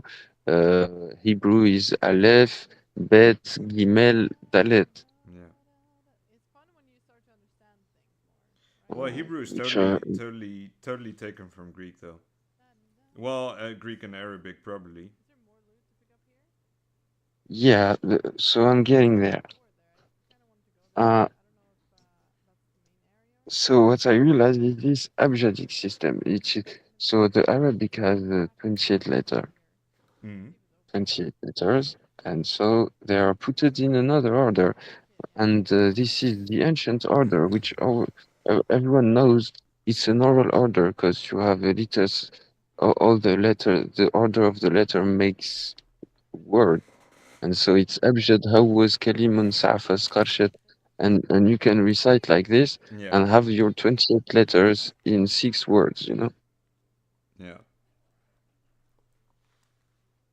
And so those letters are associated strongly to a number. The adjective system is the 28. That's why there are 28 letters. So I realized, oh, that's why there are 28 letters. Yeah. Because the abjadic system. Why? Because to go, you already know, but to go from 1 to 100 in a system, Mm-hmm. from 1 to 1000, if you attribute each letter, you have 1 to 10 and 10 to 90 Yeah. and 100 to 900, and then you have one symbol for 1000. Yeah. You need 28 values. So you have 28 letters that form the system. That's why the Hebrew, they have only 22 letters. So they can't attribute values until 1000. So that's fucking them up their gematria. So what they Yeah. did is they created 6 variation of actual letters to complete the system because they need 28 values to do Yeah. their system. So, and that's the ancient system that were used by Phoenician, and it's like the traditional system that was used by various population of gematria and attributing letters to. They didn't use. It was before using numbers. Yeah. The alphabet, they before using numbers. Those was That's what the numbers they Well, were. I'll tell you what. So In if you in Greek, we use letters for numbers as well. Like in especially in ancient Greek, in modern Greek, it's mostly used like as a it's not used that much anymore. But you have like a Greek numbering system, which is based on the letters of the alphabet. yeah, and so that's what. So I realized that. And so I went through the other alphabets once I was accoutumate and studied Mm. the Abjadic system, which is with the Arabic alphabet. Yeah. Then I went through the Hebrew. I realized the whole Hebrew alphabet, the 22 letters, are actually the 22 Arabic first letters of the Abjadic system, Yeah. exactly in the same order. Not a single one is different. Yeah. And the only thing that differs is the design. Yeah. Design of the letters is different, yes. But the name, the sound they refer to, the order in the alphabet, everything is the same. Yeah. And so when the Hebrew says, oh, the devil equal in Gematria, the devil equal 100, I don't know, he says the value. Actually, if you do the Arabic, it's the same. Mm. And if you do the Aramaic, it will be the same value too. The value are conserved through the Quran and the Torah Yeah. of the basic words, and because the words are exactly the same, they have the same. So in Gematria, Muhammad is 92 in Hebrew, and in Arabic also in the Abjadic system. Yeah. I wonder what it is in Greek, because I know there's Greek gematria. Yeah. And so I looked up the Aramaic, same. Mm. I looked up the French, the regular alphabet, and so for example, A B C D came from that. So you have is absent. Then you have uh, KLMN. It's a sequence that is in the Hebrew. You can look Hebrew. The kaf Yeah, it's in Greek as is well. Yeah. ele- is 11, Mm-hmm. and it's also 11 in the regular alphabet A B C D E F G H K. K is the 11th letter, and Yeah. in the Hebrew is the 11th letter, and in the Arabic is the 11th letter, just as LMN. Yeah. And you have also the sequence QRST, which is also an abjadic word. It's a sequence of the abjad. So you found it also in Hebrew. You have Kaf, Raf, QRST Uh-huh. in the Hebrew and in the Arabic. Abjad word. I actually never thought about that, but you do have the Q in. At least it's often translated as Q in from Arabic, like the Quran. Yeah, QR. It's the it's the QRST. like the guttural K, right? It's a guttural K, yeah. And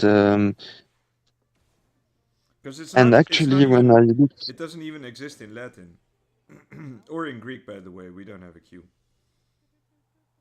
yeah, I think it's let's say a luxury, a lux or a fineness of the language to give two different Two different Ks, yeah, yeah, yeah. But like in most European languages, the Q becomes like a Q. And usually it's spelled with like in French as well with a U at the afterwards, and it's pronounced like Q or like quality or something like that. So it has a different function like in European languages than it does in Arabic.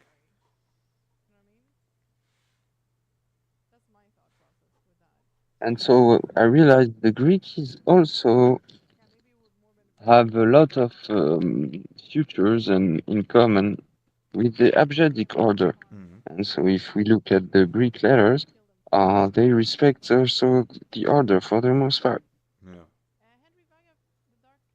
And in my studies, in my book, the Greek is part of the abjadic um, alphabets, is one of the is part of the abjadic family Mm. of languages, Yeah. of writing systems. And when you look at the roots, it's very telling. Mm. The root words, very a lot of root Greek words are similar. Um, yeah, and so I'm not against what you're saying about the Greek alphabet being the origin one and everything, because for me it's the Abjadic alphabet which is the most ancient one, Yeah. Yeah. and which is the writing system that was at one point very largely used. And yeah,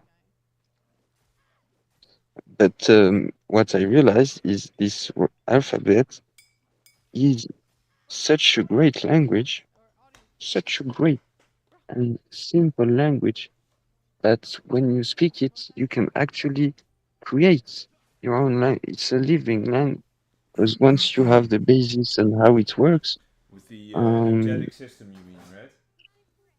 yeah, Yeah.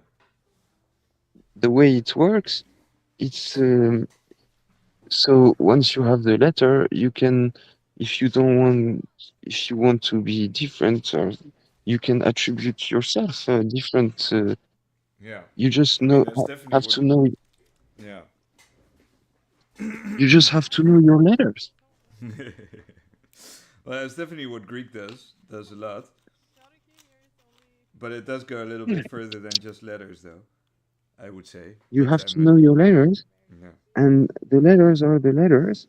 And for example, you gonna give a symbol to the letters according to how you see these letters and how you think it means and everything. Mm. And the Hebrew gonna give, and so people were could be able to do cryptography, and also it's a living language, meaning you can once you have the rules, you inventing words, but so, for example, imagine I speak a language and I'm inventing few new words in my speech, but you understand them. Yeah. Um, just like previously I said, But I mean, for example, um, that's like dad jokes, right? And like puns.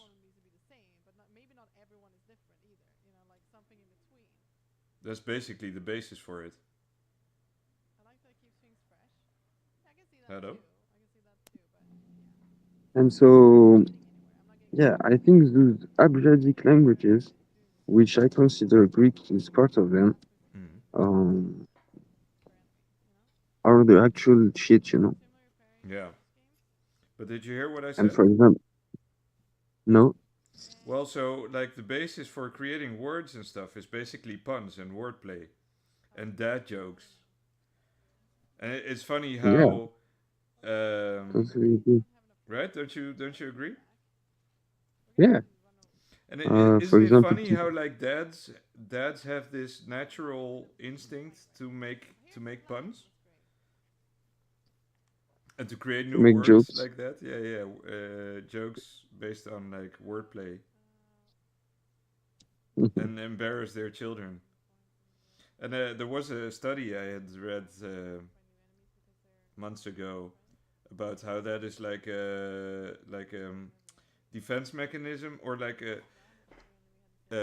an instinct dads have Asserts have dominance. developed. Let's say That's it. no, not at all.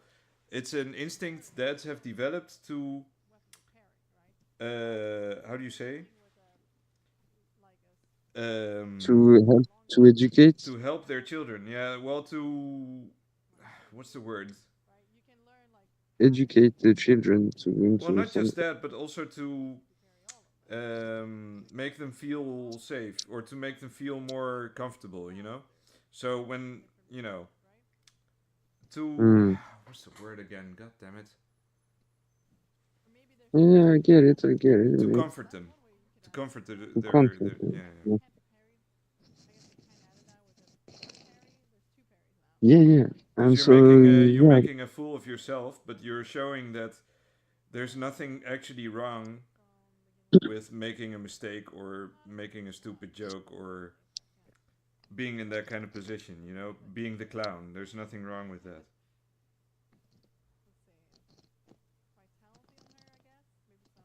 If that makes sense. yeah, yeah. And definitely the So it's kind of like a trickster spirit thing.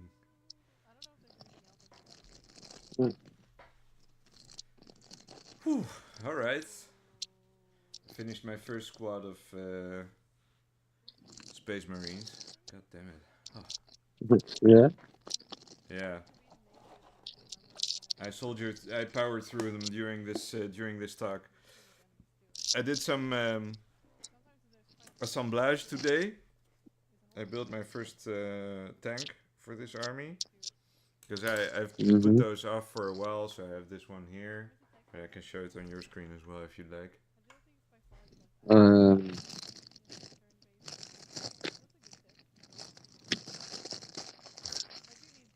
It's not actually. Oh, you're not. It's not showing anything on your end. I don't know. It's not actually a tank. It's more like a transport. Come on, where's the camera? Here it is. It's a Rhino, but I put on like a Imperial Guard commissar guy on top. So he's. It's not actually a Space Marine vehicle in this instance for my army, but I'm gonna make another one that is going to have a Space Marine popping out. So they're gonna be different classifications. Let's say I'm gonna paint them differently probably as well. And then I have these guys. mm, Well, let's see. So this guy was the first I finished. I'm showing on the stream now, so you can look at them later if you want. Let's see if it's maybe if I put some paper behind it or something. Well, where is it? I really need one of those light rings. to be able to put like a phone on the camera on the phone and just Yeah. stream me. I can just stream my hands painting the miniature, right? While I'm talking. Oh yeah, will be cool. No. Actually, my lawyer promised me one of those, but I haven't seen him yet. Actually, we had a call this morning or this afternoon. Actually, he's probably Yeah. gonna come around to help me build my bed that we haven't built yet. We're still kind of waiting on that, and then I'll be finally done Get with you bu- everything here. Yeah. Sorry. get you build it yourself. Well, I don't really have the tools right now. And there's a lot of the wood has been chipped and stuff, so we'll need to glue it. And I just need some help to do it. I guess. And he did promise me a while ago, so we'll get to that hopefully soon. And then yeah, Yeah, bro. Me, I really want to do something about language of the birds, like writing my own compilation of ideas and you know, yeah. about what I could have found about this language of the birds, Yeah. Well, some I'm still aspects. developing my ideas on it basically, and I kind of try to Yours take it like on it has so much aspects that I think I found the way to talk about it, like the right position is like to not be in a position to fully pretend to explain it, yeah, exactly. but just to like show where it's present and Yeah, exactly. highlight Yeah. highlight its presence in. But the way I see it, the way I interpret that idea of the language of the birds is basically like a formalized way to interface with your intuition, and you're like being able to recognize signs happening And around you and basically kind I'd say of more because orienting your it's a actions it's towards those. totally true, but it has also the dimension of collective Yeah, because it's a language, and so for it sure, is a collective thing. for sure. But like You know, I like for example, when um you gonna someone who's popularizing an expression, a new expression, mm, is really influencing people. yeah, exactly. Yeah. Absolutely. You know, But it's also like the like one of the things that I've been thinking about a lot lately is like well, not lately, all my life actually, but is the expression like nomen est omen, right? So if you know someone's name, you know what kind of you essentially know what kind of person they are, and that's already like part of the language of the birds. Like, what kind of people are you meeting on the street? Like, what are their names? And how what role are they playing in your life? So it is a social thing, and like networking in this way really opens up some weird doors, because I had the same thing with my lawyer, because his name is Rigilis, and Rigila was a Roman aristocrat who was like a patron of the arts, she's kind of like Clemence. What was her name? Clemence Isor, right? Something ah, like that. Clément Sider, yes, Yeah. yes, yes. So Rigila is the same. Is kind of like that, but like a Roman aristocrat who was here in Greece, who was like sponsoring the arts and stuff like that. And there's some buildings that, like this one theater Like next to the Acropolis, was built in her honor and stuff like that. And that's his name, his last name. right? So which means he's a Roman. You know, he has Roman, and that also explains how he ended up working for the Onassis family and everything like that, because it's all interwoven, you know, and they recognized him too. They knew the sounds as well, you know, if you if, if that makes sense. So yeah, I find that stuff very fascinating. And obviously, Greek names always mean something, you know.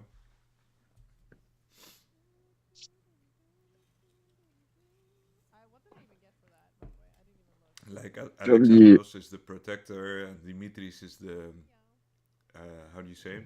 It's like Demeter, you know, the earth worker, the farmer. bro, you have to read that webtoon, bro.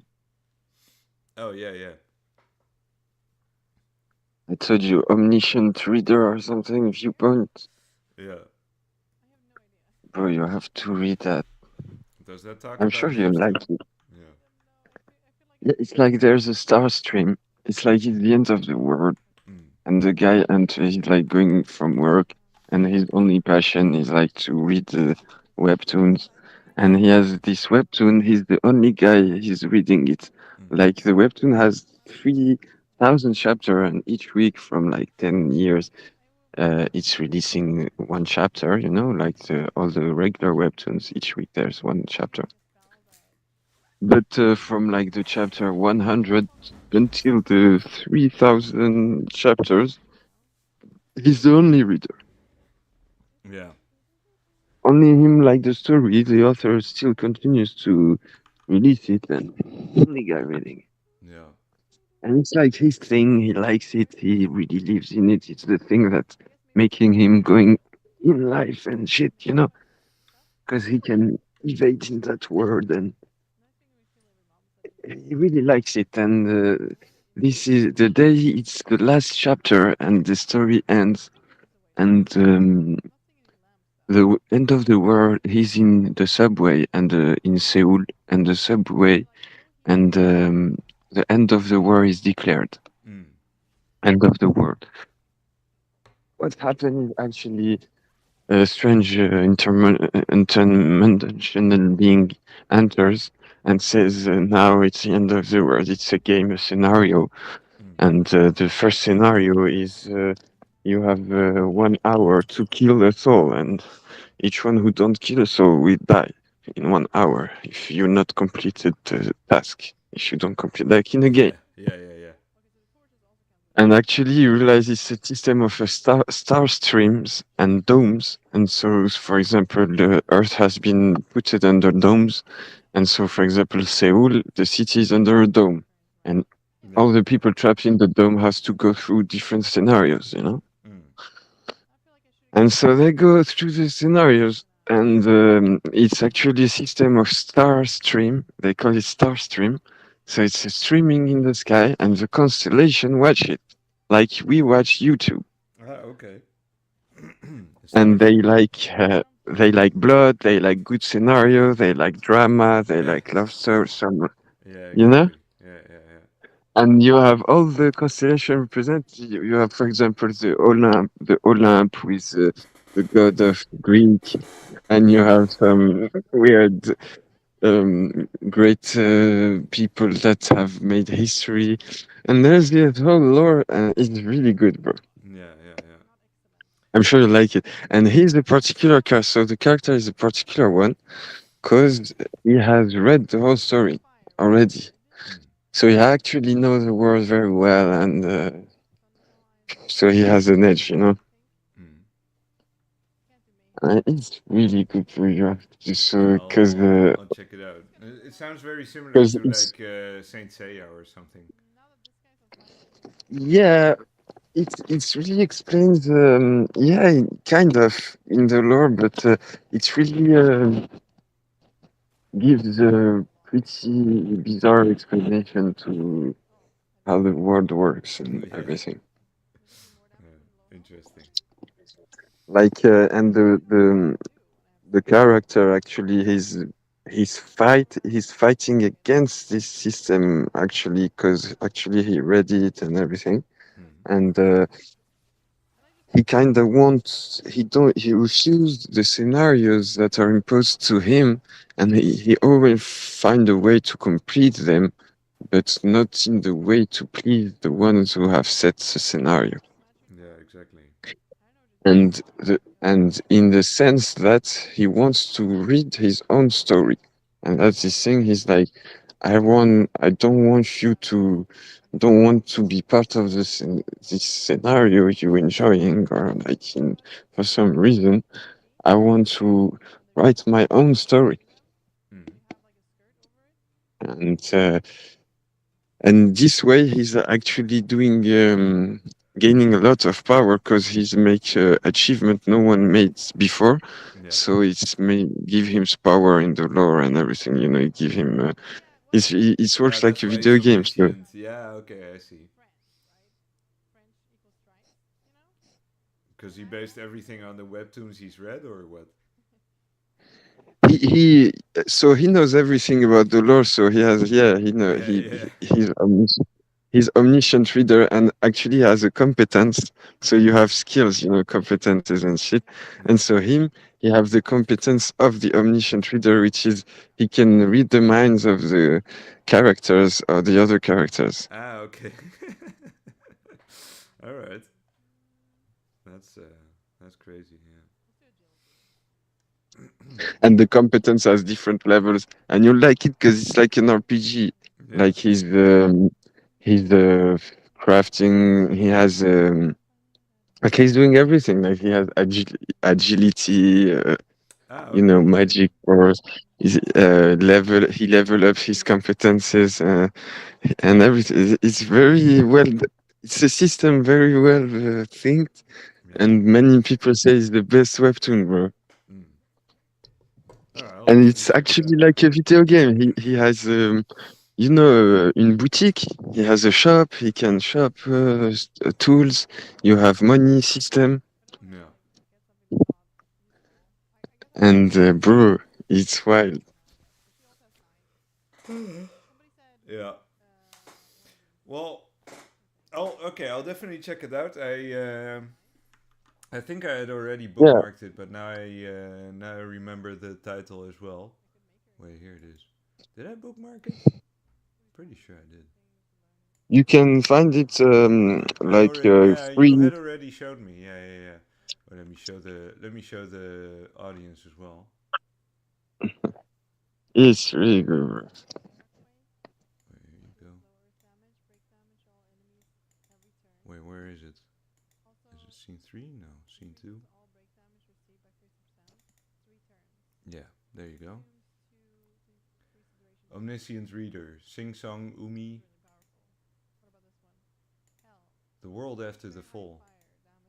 It's another comic of them. Yeah, it's how to survive in the end of the world, Yeah.